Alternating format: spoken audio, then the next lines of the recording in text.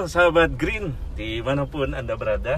Ya, ini sangat spesial edisi kita hari ini. Kita lagi bersama Kepala Dinas Lingkungan Hidup dan Kebersihan Kota Pekanbaru. Nah, Anda bisa lihat tuh di kamera ada Pak Agus. Halo Pak Agus. Halo. Oke. Sehat Pak Agus? Sehat. Nah, ini kali ini kita bakalan ngobrol dengan Pak Agus. Ya biasa Pak Agus, soal sampah lagi menjadi lagi ngetren ya. Lagi ngetren. Dan ini mendapat banyak sorotan dari semua pihak, kalangan segala macam, aktivis, pakar dan lain sebagainya. Nah, mungkin kita pengen ngobrol dulu sama Pak Agus. Tapi sebelum ngobrolin soal sampah, sahabat Green, kita pengen nanya kabar dulu. Pak Agus sehat? Sehat. Agak serak-serak. Ya, karena patroli ya? Ya, patroli. Kita juga bukan karena apa-apa ya. Saya kan juga harus memberikan semangat kepada anak buah saya. Saya ini kan hanya ngelihat saja anak buah yang bekerja. Mereka bekerjanya sampai malam-malam. Jadi apa boleh buat malam, saya? Pak, ya? Ya, sampai. Itu ya? Kalau kita bilang ya itu pasti pelayar sampah. Kebetulan kita ngambil dari masyarakat ini kan biasanya sampai sore. Dia lari ke TPA Muara Fajar. Ya. Habis itu dia buang sana, buang sana sampai malam. Kadang-kadang begitu malam ada luka masyarakat lapor. Ya kemasa diambil lagi, saya ada di situ lagi. Biar semangat saja lah itu. Tapi sebelumnya ini kan di DLHK Pak Agus baru ya, sebelumnya di Satpol ya? Ya, saya dulu Satpol. Saya mulai bulan Juli saya masuk di di Dinas Lingkungan Hidup dan Kebersihan. Situ dia. Kesbangpol, Satpol PP, DLHK. Ya, 3. Apa rasanya Pak? Saya pikir saya pengabdian di 3 tempat itu ya memang spesifik biasa yang berbeda-beda. Tetapi saya pikir saya juga mendapatkan pengalaman dari ketiganya yang cukup berbeda. Saya pengalaman ini sangat berharga. Karena tidak semuanya di masa teman saya yang sekarang saya bisa di 2 tempat. Itu pengalaman luar biasa. Mengabdi itu kan di mana-mana saja kan bisa kan gitu ya. Gitu. Keren. Pak Agus, nih kita mulai ngomongin soal sampah ya Pak Agus ya. Ini kan masalahnya masalah klasik ya, bukan masalah baru terus berulang 2016 segala macam. Dan mungkin komponen masyarakat juga problem mendasarnya juga sudah cukup tahu. Nah, kita pengen dengar dari Pak Agus. Ini masalahnya apa sih sebetulnya sampah ini, Pak?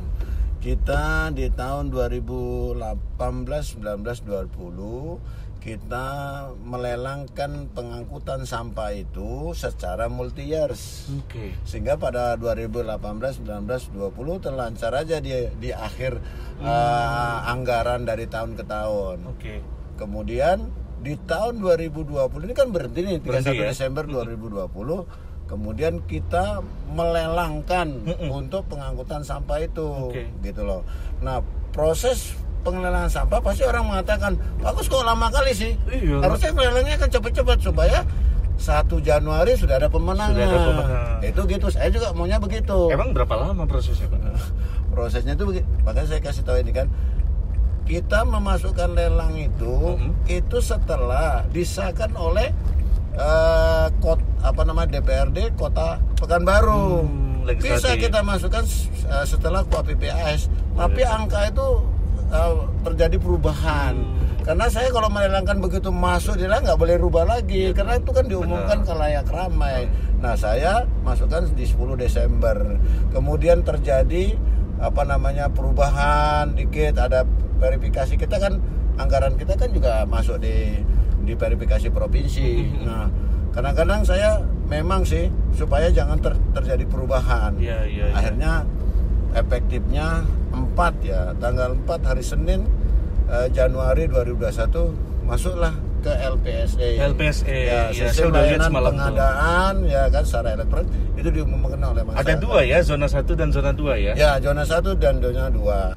Punya saya itu DLHK saya itu disiapkan hanya untuk satu zona. Ya, karena kan kalau untuk membersihkan semuanya, Kota Pekanbaru itu begini hitung-hitungannya. Sebetulnya membersihkan itu mobilnya sehat, yang nyopir sehat, yang petugas yang di atas sehat.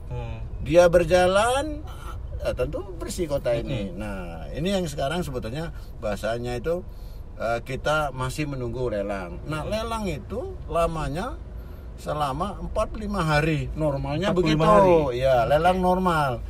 ada sistem kalau tidak salah ya, tapi ini saya kan bukan kabak LPSC, tapi saya dengar bisa lelang cepat. Mudah-mudahan ya jangan sempat lama lah, jangan sampai lewat bulan Januari lah. Mungkin 20, 25 udah ada lah pemenangnya. Masyarakat udah pada marah, pada nggak sabaran nih Pak. Walaupun mungkin lagi bekerja juga ya. Saya sebagai kepala dinas bertanggung jawab untuk membersihkan kota ini. Yes, Mau kalau memang saya terjadi seperti ini ya, dengan ketidaknyamanan ini ya saya atas nama pribadi dan dinas DLHK saya mohon maaf gitu. Karena ya apa namanya, saya ada regulasi gitu loh, ada aturan yang mengikat. Sebenarnya cukup gampang. Kita bilang 1 Januari ini kan masih proses lelang. Saya lanjutkan aja lah yang kemarin itu kan ada PT Godang Tua Jaya sama PT Sama. Biasa aja lah, lanjut dulu sampai menunggu lelang. Tidak boleh. Nggak boleh kan, kalau saya tunjuk dia kan nilainya kan di atas 200 juta. Saya kalau nunjuk orang, Pak, Bapak nanti saya tunjuk ambil sampah saya, siapkan kendaraan, itu hanya di bawah 200 juta. Untuk 1 bulan ini kan di atas 500. Secara keuangan nggak boleh. Saya juga ada ikatan itu. Maunya sekarang nih ada pemenang, nggak boleh juga, harus nunggu dulu. Sekarang ini sebetulnya sudah ada yang datang, sudah. Nah, sekarang kalau kita bilang ya, kan enak-enakan ketika kita kerja. Sudah ada yang daftar, udah besok suruh aja dia. Nggak boleh, itu ada proses, ada berkas, ada menghitung-hitungannya, ada masa umumkan, masa diumumkan, habis itu administrasinya dilihat, kemudian dituju pemenangnya atau bagaimana, habis itu kan diverifikasi ulang. Nanti ada pula yang nyanggah. Kalau ada yang nyanggah apa nggak lebih lama lagi? Itu nyanggah tambah lagi ulang. Lelang ulang lagi gitu loh. Itu kita ini ada aturan yang mengikat. Emang udah berapa peserta Pak Agus yang udah ikut? Saya lihat ada 13 ya. Betul. Saya begini, saya kepala dinas kebetulan. Kalau yang sudah di LPSC itu, mohon maaf saya nggak terlalu itu saya nggak punya kewenangan ke sana. Siapapun yang ikut, mau menangnya siapa, itu diserahkan kepada LPSC. Seorang kadis nggak boleh mengikut campurkan itu. Artinya bila perlu saya nggak usah lihat aja lah. Walaupun saya lirik-lirik, tapi saya nggak boleh ngomong lah gitu. Terserah itu siapa yang menang ya. Karena itu adalah ya kita harus independen. Artinya nggak boleh mengarahkan kemana-mana. Gitu. Kalau boleh tahu berapa sih Pak nilai lelangnya? Nilai lelang kita di angka 44,500 miliar. Sekitar itu. Untuk zona 1, zona 2? Ya, zona 1 dan zona 2. Berarti 20 M ya? 20 M ya, sekitar itu. Dia hitungannya yang satu mungkin lebih kecil, yang satu lebih besar. Itu dikarenakan penghitungan luas wilayah. Karena kan 3 kecamatan sama 9 kecamatan atau 12 kecamatan. Zona 1 itu berapa kecamatan Pak Agus? Meliputi berapa kecamatan? Ya, zona 1 itu Tampan, Payung Sekaki, Parpayan Damai. Sisanya itu masuk di zona 2. Kemudian zona 3 Rumbai, itu punya saya, dinas kita sendiri. Iya. Oke. Nah, Pak Agus, itu satu soal ya, kita tahu pengelolaan dari pihak ketiga, ada proses lelang segala macam gitu, sahabat Green. Jadi itu proses yang penting dan nggak bisa terburu-buru juga. Mudah-mudahan itu bisa dilakukan secara profesional. Nah, satu lagi nih Pak Agus, ini saya tadi pagi menjelang jumpa nih sengaja keliling kita, dan ternyata nggak hanya di pinggir jalan nih Pak Agus, ternyata sampah itu juga mengalami tumpukan yang cukup banyak di depan rumah-rumah warga. Dan itu notabene di berbagai kecamatan kita lihat. Ini apalagi nih soalnya? Itu tadi harusnya kan kalau ada pemenang lelang dia yang ngambil. Kalau suasana sekarang, ini kan tadi kan kita baru jalan. Dia nggak kotor-kotor kali juga lah ini. Kebetulan tadi dari Sudirman kan. Ya kita bareng STC itu kan pusatnya itu kan saya lihat. Ada tumpukan, ada. Kemudian di sini ada bersih, ya ada tumpukan tapi nggak terlalu banyak kan gitu kan ada. Nah, memang itu sebenarnya kondisi saat ini terjadinya itu Kalau jalan ini pagi-pagi, kita keluar sudah jam 5 pagi sudah keluar. Kita bersihkan jalan ini, terutama yang protokol itu kita bersihkan. Kemudian kita masuk seperti misalnya ya paus lah gitu kan, atau mungkin Harapan Raya yang ke kanan dan ke kirinya, misalnya Hang Tua segala macam, itu kan termasuk jalan-jalan yang harus kita bersihkan. Kita sudah jalan, sudah bersihkan. Begitu mobil kita ya baru mungkin jangan-jangan baru 100 meter di belakang buang lagi. Tapi kalau kita bicara sampah memang adanya bersih kotor.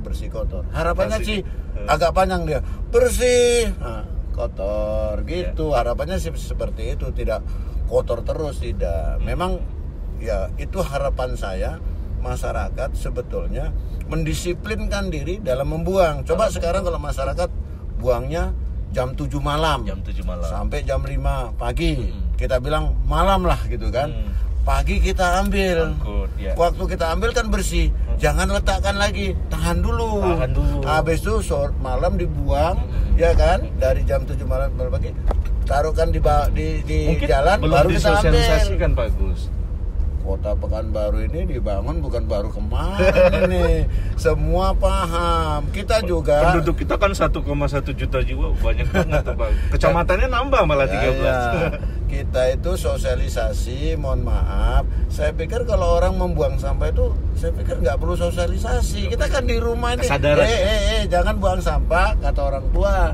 Kalau kita buang sampah sih kok kayaknya nggak enak, karena kan kita diajarin di sekolah juga.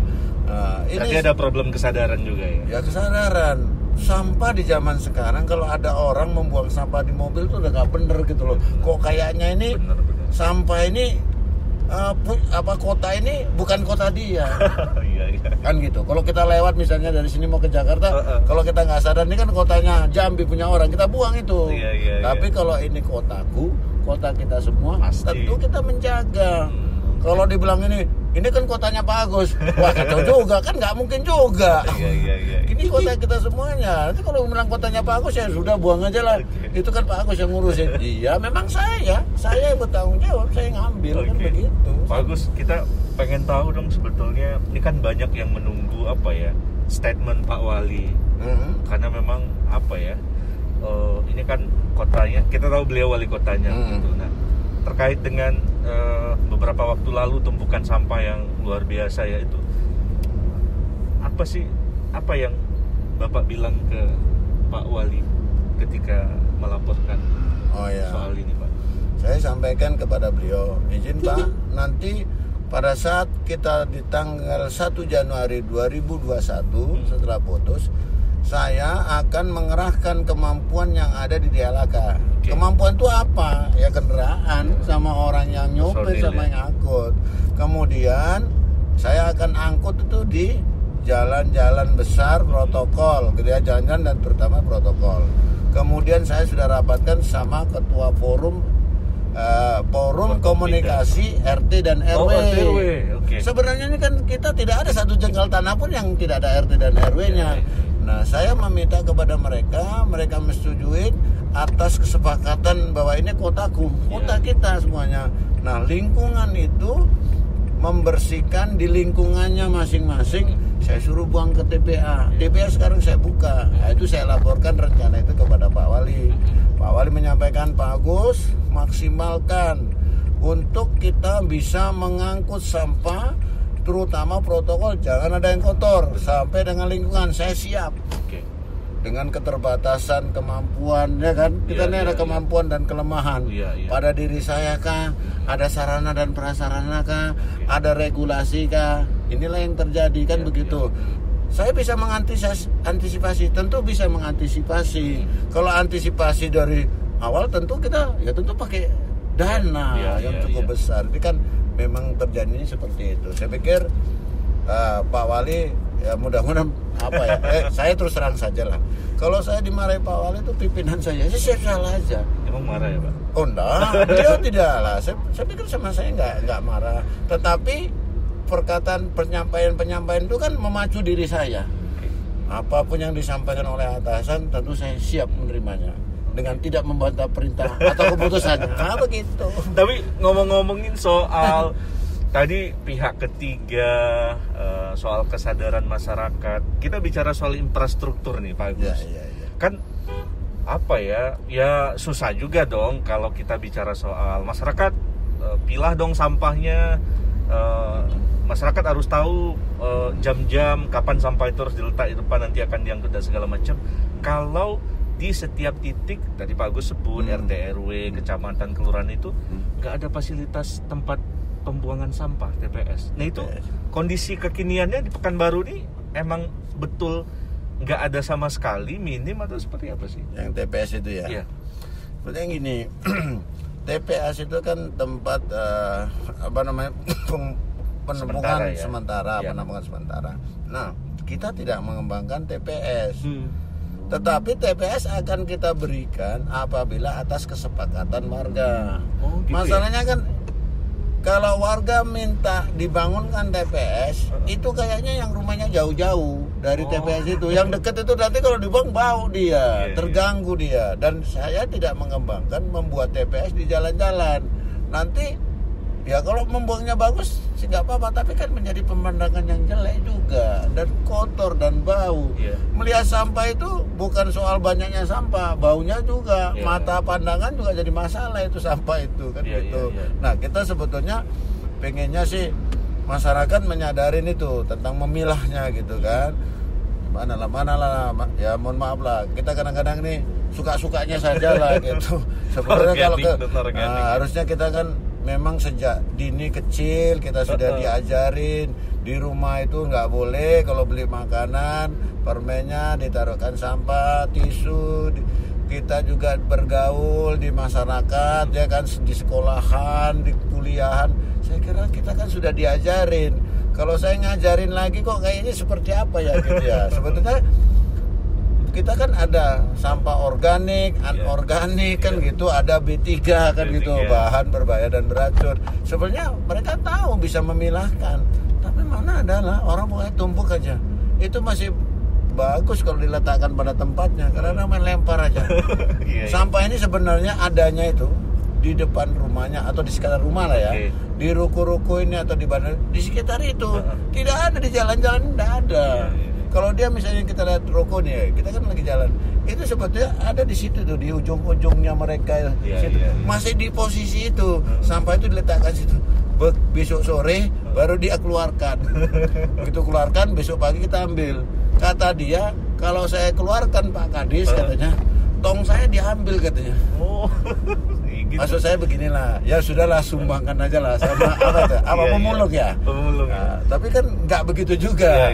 Saya bilang begini aja, kalau gitu tiap-tiap pas pagi itu ya kan, nah, baru dikeluarkan pas banyak orang. Kalau ditinggalkan malam katanya diambil. Mudah-mudahan itu bukan alasan klasik ya. Saya pikir ya saya punya juga di rumah. Ya saya ini sekarang yang ada di rumah saya ini kan. Rumah saya sampai hari ini itu saya taruhkan aja dulu, dipilahkan, taruhkan di situ. Belum terambil ini. Sudah berapa hari? Ini hari tanggal 7 ya? Tanggal 7. Nah, sudah 7 hari. Sudah 7 hari? 7 hari. Ya saya bukan mengatakan kalau orang Pekanbaru kayak Pak Agus semua kan, enggak begitu. Sebetulnya kalau kita menahan semua sampah dari rumah itu bisa. Nah, kalau tidak tahan tentu diambil, bilang sama Pak RT Pak RW, gotong royong, kemudian berapa ongkosnya, kita iuran, menyewa mobil, kemudian bawa ke TPA.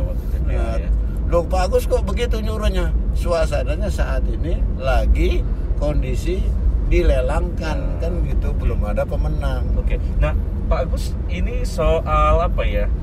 Kadang-kadang kan apa ya, sesuatu itu kan butuh ya penegakan hukum, sanksi segala macam. Nah kita masih ingat tuh beberapa waktu lalu tuh kalau nggak salah tuh DLHK pernah buat Satgas Operasi Tanggung, udah kayak KPK ya, OTT sampah gitu.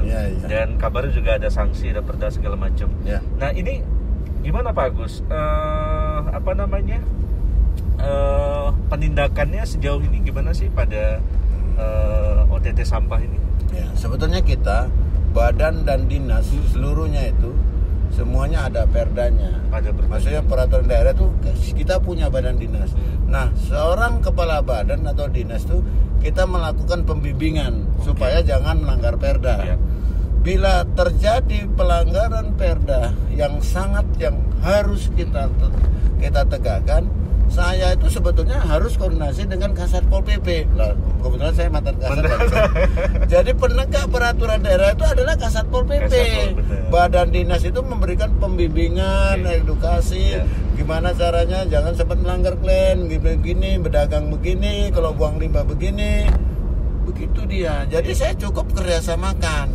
Jadi ya akhirnya masuk toh. Saya kemarin memang menghentikan 120 karena saya mengevaluasi itu di badan dan dinas tidak ada penegak peraturan daerah sejumlah itu. Cukup ASN-nya saja berkoordinasi dengan Kasat Pol PP, biar Kasat Pol PP itu capek gitu kan. Kayak dulu kan saya capek gitu kan. Nah, gitu maksud saya.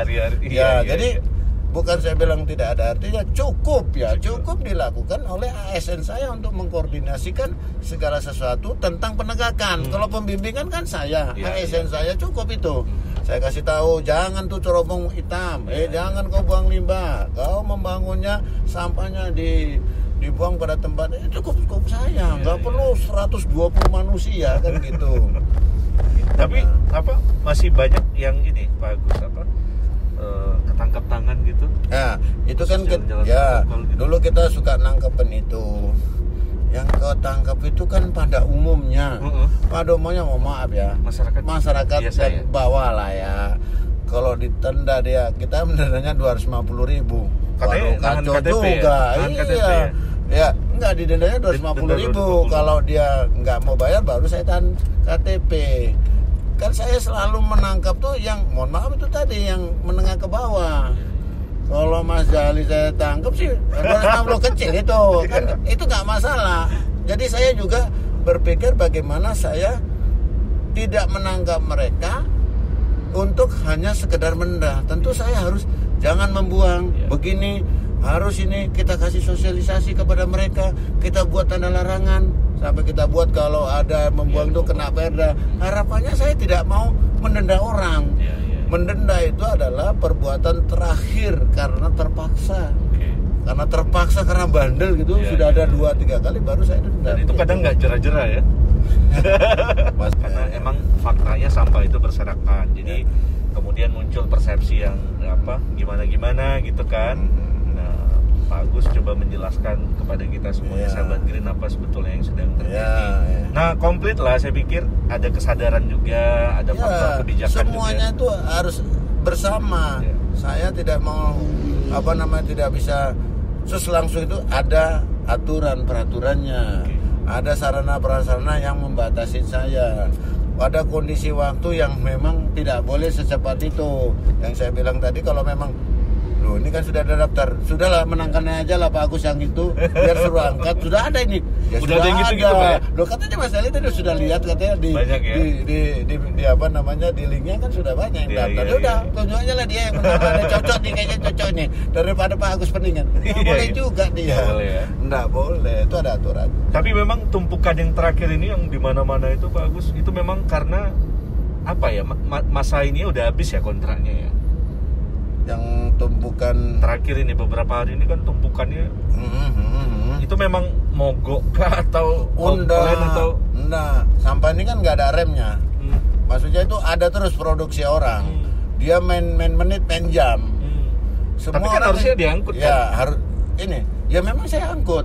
Saya bilang kan saya mohon maaf, saya akan angkut itu tetapi mengalami keterlambatan. Harap maklum. Loh Pak Agus nggak boleh lambat-lambat, harus cepat. Mobil saya kan terbatas. Nah kalau mau cepat, itu tadi bilang ya RT, RW, lingkungan setempat, gotong royong. Nah saya perlu sampaikan sekarang, saya ini kalau saya lihat sudah banyak membantu saya, termasuk Danrem. Danrem bantu, Kapolda juga bantu, Kapolda bantu, Danrem bantu, banyak RT, RW. Banyak saya lihat tuh sampai ditulisnya gerakan bersih. Camat-camat, lurah-lurah. Saya kalau mau bilang ini ya memang harus saya ucapkan terima kasih yang cukup banyak kepada kita semuanya. Ketua DPRD Pak Hamdani, dia juga membersihkan. Sama-sama. Terus bilang ini membantu saya. Ya bantu saya secara dinas. Sebetulnya dia bahwa mereka semua itu sadar ini kotaku, kota kita semua kan begitu. Itu yang terkandung. Kalau nyalakan aja kamu saya nggak usah sampah, apa banyak salahnya pasti ada aja. Oke. Emang mobil pengangkutan kita nggak banyak ya Pak? Kita punya 16 yang efektif itu sebenarnya 16 unit. Tetapi kita kerahkan tuh PK tuh 4 unit menjadi 20 unit. 20 unit ya. Kemudian kita juga ada dari rekan-rekan Badan Usaha ada sekitar 6. Itu dapat saya menjadi 26. Tambah lagi 2 dari Dinas Perindustrian dan Perdagangan 28. Kemudian saya punya menyewa. Sekarang saya ini hanya bisa menyewa sejumlah 15 unit dari PT GTJ yang lama. Saya minta, kenalkan dia lebih siap. Dia punya kendaraan, dia punya personil. Nah, itu saya menyewa kepada dia dan dia sekarang sedang melakukan gerakan itu. Bisanya nyewa. Jadi totalnya berapa tuh, Pak? Totalnya secara keseluruhan adalah 43 unit. 43 nah, unit. Saya 43 unit sudah banyak saya dengar. Di Pasar Palapa itu ada sama Pak Fauzan, dia bantu, bukan lagi kendaraan kecil ya, pakai doser, naikkan itu ke atas. Mobil berderet saya hitung 8. Tadi pagi saya lihat Danrem katanya ada 6 unit. Kemarin Pak Kapolda mungkin lebih dari 5 unit. Jadi banyak yang turun tangan ya? Banyak saya. Saya gembira aja menghadapin sampah ini karena memang sampah merupakan tanggung jawab kita semuanya. Ya, koreksi yang diberikan memberikan motivasi saya untuk kita ke depan bisa lebih baik kan begitu. Kalau kondisi gimana Pak? Kondisi tempat pembuangan akhir kita di Muara Fajar ya. Itu masih kapasitasnya masih cukup menampung tumpukan-tumpukan sampah atau? Ya, kita tempat yang sekarang itu masih mampu 2 tahun ke depan, tahun ini sama tahun depan itu masih mampu, dan kita sudah siapkan untuk membeli tanah 5 hektar di sampingnya. Ya, di tahun 2021. Tapi itu saya buat tulisannya, saya buat rencananya, itu nanti yang mengajukan itu Dinas Pertanahan, dinasnya, karena saya hanya menghitung-hitungnya itu saja. Sekitar berapa? 5 hektar ya? Ya, sekitar 5 hektar. Nah, kondisi saat ini saya juga di tahun 2021 saya beli ekskavator sama doser 2 unit untuk menurunkan sampah dan mendorong sampah. Karena alat saya di sana sudah sejak tahun 2012 ya. Ya, tentu sudah lama dan selalu rusak-rusak. Karena kalau rusak pasti macet nanti TPA itu, macet orang mau masuk. Nah, saat ini dalam kondisi ini lancar-lancar saja. Semuanya bisa beroperasional, ada 4 unit. Ya, doser 2, ekskavator 2 dalam keadaan normal. Mudah-mudahan sehat-sehat aja walaupun sudah lama itu doser kan gitu sama ekskavator. Nah, ini kalau rusak ya kita perbaiki. Nggak mampu rusak lama ya kita rental. Udah gitu aja lah. Kita lakukan kerja-kerja aja lah. Kerja gembira ya. Kerja gembira. Ya. Tapi selesai ya Pak Agus ya. Ya, pekerjaan itu ya selesai, ada lagi selesai, ya gitu aja lah yang saya bilang sama. Nah, ini bersih nanti kotor, bersih kotor. Sahabat Giring, kita sama Pak Agus ini lagi persis sampai di ada Satgas. Itu pula ada Satgas di LHK. Nah, inilah sampai yang kendaraan yang saya gini ini yang saya sampaikan tadi ini kita boleh turun Pak? Oh, boleh. Sambil ngobrol. Boleh kita lihat saja. Kita tanya nih, sahabat pas pula ya. Saya pas banget juga ya.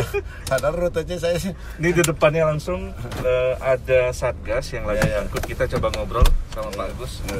Kita masih bersama Pak Agus, Kadis LHK Pekanbaru. Ini kebetulan pas banget ya Pak Agus. Tadi kita udah ini Satgasnya. Ini contohnya ini mobil saya. Ini sebetulnya mobil ini yang dari 40 bukan untuk sampah. Untuk apa itu? Patroli. Untuk personil, ini kan mobil patroli. Saya bilang tadi, dia mau patrolin, jangan buang sampah siang-siang. Beralih fungsi ya. Malam aja. Beralih fungsi. Iya, beralih fungsi. Kan enggak apa-apa lah. Darurat ya. Kan kita semprot kan. Iya.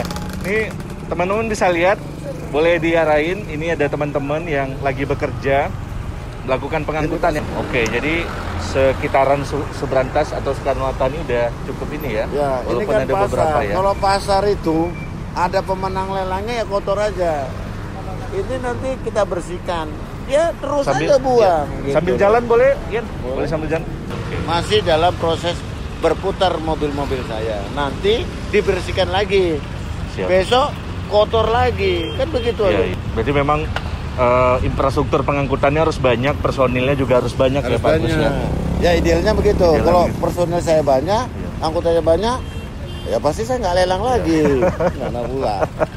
Mungkin pesan nih Pak Agus ke seluruh masyarakat Kota Pekanbaru lebih dekat dengan kondisi yang seperti ini, mungkin perlu ditegaskan ulang kembali bahwa apa yang terjadi saat ini sedang diupayakan penyelesaiannya dan juga kolaborasi dari semua masyarakat. Yang jelas hari ini dari mulai tanggal 4 kita sedang proses lelang. Proses lelang ini belum selesai. Normalnya 45 hari, normal tuh. Kalau mau cepat mudah-mudahan nggak sampai itu. Mungkin cukup 20 hari atau 15 hari selesai. Itu LPSC yang tahu. Nah, dalam kondisi belum ada pemenang lelang, harapan saya disiplinlah dulu dalam membuang sampahnya. Ini sudah tidak disiplin membuang sampahnya. Saya juga ada keterbatasan dari sarana dan prasarana, baik personel maupun kendaraan. Ya tentu nggak bersih-bersih. Coba kalau dia buangnya dari mulai malam sampai pagi ya, kita ambil, tentu tidaklah separah ini. Kemudian ya saya minta kita saat ini RT RW mengkoordinasikan masing-masing di wilayahnya masing-masing, berkoordinasi untuk mengambil sampahnya, buang ke Muara Pajar. Langsung ya ke Muara Langsung, Pajar. jangan diambil, Pak. Saya sudah ambil, iya. Tapi dibuang lagi sampah itu di pinggir jalan. Ya sama aja. Dan barangkali kelurahan kecamatan kan juga punya bantuan infrastruktur ya. Kemudian saya mengimbau kembali, kita kerja sama-sama. Banyak yang sudah membantu, saya ucapkan terima kasih baik personil maupun armadanya dalam membersihkan kota ini. Kota ini kota kita semuanya, jaga kebersihan. Saya orang yang bertanggung jawab karena saya kepala dinasnya. Apapun yang terjadi pada saya tentu saya tanggung jawab. Baik. Ya saya mohon maaf atas ketidaknyamanan ini dan keterlambatan saya dalam mengambil sampah. Selamat bertugas. Ya, cepat selesai. Ya, makasih banyak. Cukup.